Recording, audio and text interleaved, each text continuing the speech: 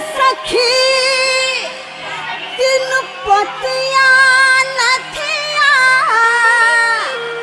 शोभा बढ़ावे सिंगार के और बड़का शोरूम से लिहल हवे तोहफा दिहल हवे यार के। तोहर सोना के नथिया हवे तो कहा पूरा 24 कैरेट ह। तोहर सोना के नथिया हवे तो कहा दिहल बा यार के।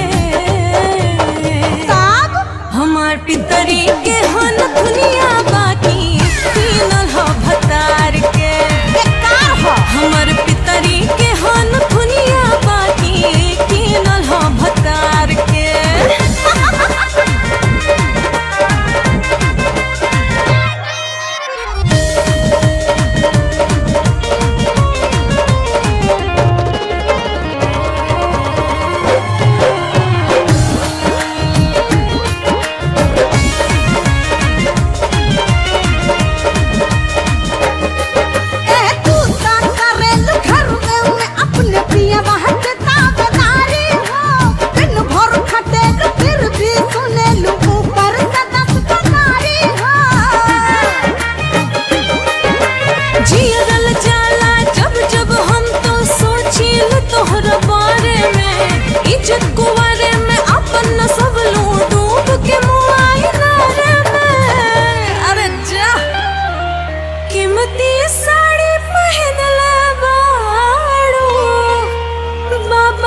पगड़ी उतार के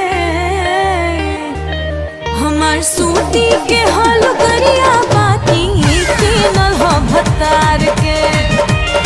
हमार सूती के हल गरिया बाकी तीनल ह भतार के।